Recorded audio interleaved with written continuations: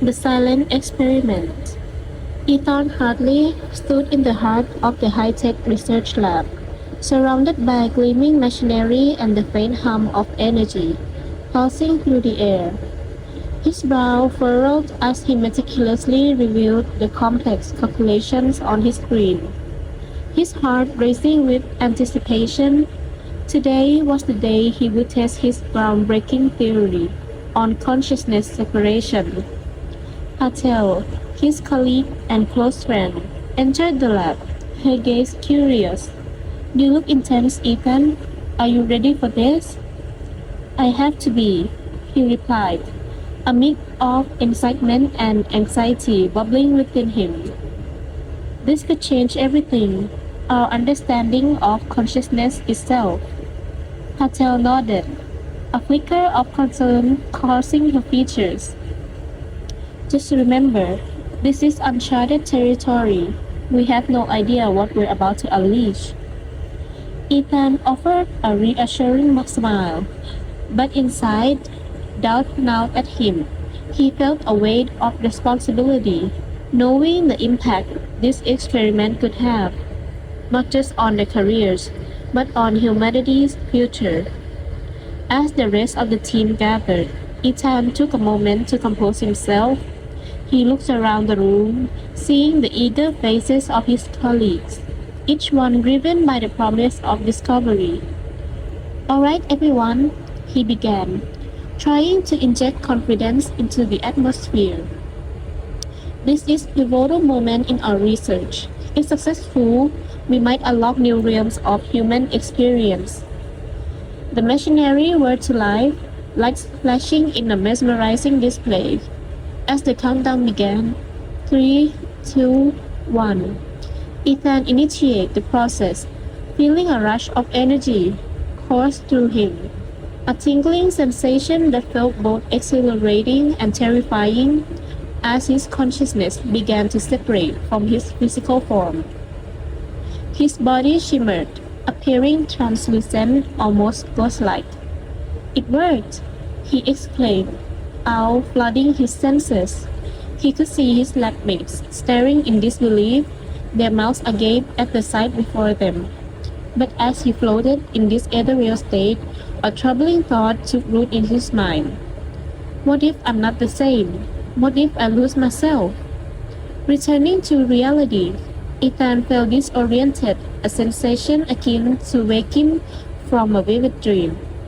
The world around him was bright, yet he felt a profound disconnect from it. The experiment had succeeded, but at what cost?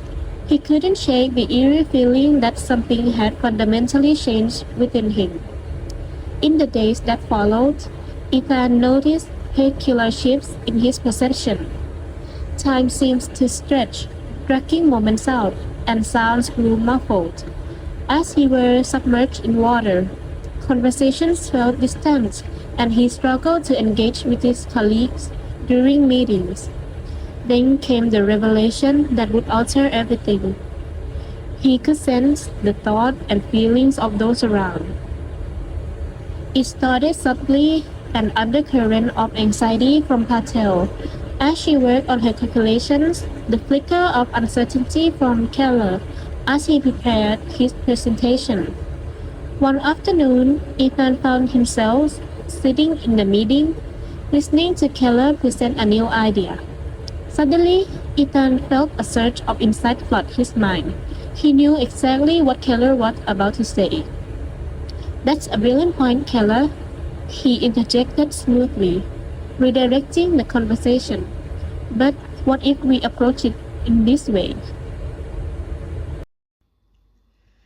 The thrill of anticipation and manipulation just struck him as he watched Keller's expression morph from surprise to admiration.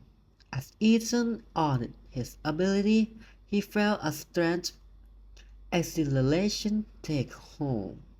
The more he tracked into the mind of his colleague, the more adept he became at navigating their thought and feeling. It was intoxicating.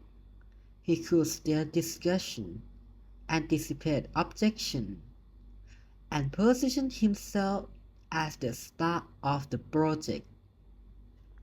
However, each small victory left him feeling more isolated. The thrill of manipulation to his sense of achievement. Ethan, you have been so helpful lately, Patel said one day, oblivious to the turmoil inside him. Your insight has really pushed this project forward. Just doing what I can, he replied, forcing a smile, but deep down he felt an unsettling hollowness growing. As weeks passed, jealousy began to fester. Patel and Keller's contribution often overshadowed his own. Why am I always in the shadows? The thought twisted in his mind, turning into an obsession. He needed to assert his dominance, to improve that he was the one who deserved the accolade. One evening, as the lab quieted down, Keller approached Ethan with serious expression. I need to talk to you. Something not right. I've noticed the way you are acting, and I'm starting to think you are not being entirely honest with us. Ethan had grace. He knows. You're mistaken. We are all under pressure. It's just workload. He deflected, hoping to dismiss Keller's concern. I don't buy it.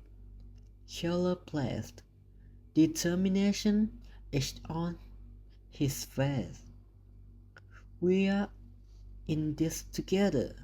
Don't push it away. We have been friends for too long for you to shut me out. Ethan Myers, panic surging through him. He couldn't let Keller exploit him. In a moment of desperation, he reached into Keller's mind, feeling the familiar surge of power wash over him. Forget everything. Focus only on the work. He commanded, his voice low and steady. Keller eyed wide, confusion flickering across his face. What would just happen? As Keller's expression blanked, Ethan felt a mix of triumph and dread. He had silenced another voice, but the weight of his action settled heavily on his shoulder. What have I done? He whispered, the realization hitting him like a cold wave. They turned into a blur, and the lab functioned with an eerie normalcy. Yet, whisper of doubt haunted him. Ethan has changed. He overheard a college murmur.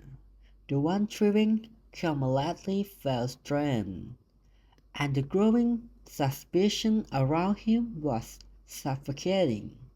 Eden tried to carry on, throwing himself into his work, but paranoia ignored at him. He could feel the eye of his courage on him, watching, waiting for a misstep. The power he once relished now felt like a double-edged sword, cutting deeper with each use. One late night, Patel confronted him again. Her eye filled with concern. Ethan, we need to talk. Something is off with you. I thought you were gone, he murmured, disbelief watching over him. I'm still here and I'm not leaving until we face what you have done, she insisted, stepping closer, determination evident in her posture. Ethan felt a familiar pull of darkness and desperation. I can't lose everything. Everything you've built is on lies, she shouted, frustrations boiling over. We can't fix this, but you have to be honest. The pressure inside him built to a breaking point. He felt the urge to silence her. Forget everything. Focus only on the work. The command echoed in the silence, and he watched as her resolve crumbled. Part of her eyes turned vacant as she stepped back, confusion clouding her features. I don't remember what we were talking about, she mumbled, her voice shaky. Ethan felt a strange mixture of relief and guilt as Potter walked away, her mind wiped clean of suspicions. Yet the isolation deepened. His victories felt harder, each manipulation leaving him more fragmented. Day passed, and his lab buzzed with activity, but Ethan felt increasingly alienated. The faces of his college were now mere shadows, devoid of warmth. Conversation turned into a cacophony of whisper that danced just out of reach of his understanding. He spent countless nights poring over research, attempting to regain the sense of purpose he once had. But each time he thought of using his powers, a wave of dread watched over him. What was happening to him? As the weeks dragged on, Ethan stood at the edge of his success, surrounded by a calculation and a growing emptiness. The voice of Peter and Keller haunted him, the absence of constant reminder of his choices.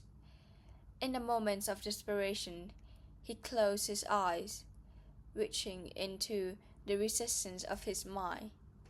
Forget everything, focus only on the work, he whispered, surrendering to the shadows that enveloped him. As the weight of his past choices began to lift, he felt the darkness consume him entirely. In that moment he understood. He could no longer distinguish reality from illusion. Ethan was trapped in a maze of his own making, each corridor echoing with the thoughts of others, merging into a symphony of confusions. He had sacrificed his relationships, his integrity, all in pursuit of a power that now felt like a cost. Days turned into weeks, and Ethan felt the familiar echoes of his college thoughts swirling around him. Their voice grew louder, merging with his own until he could no longer tell where he ended and they began. He was haunted by the specters of his past choices, their whisper echoing in the corners of his mind. In the final arc of desperation, he reached out again, feeling the power surge through him. Forgot everything, focus only on the work, he commanded, his voice trembling. Suddenly, the weight lifted.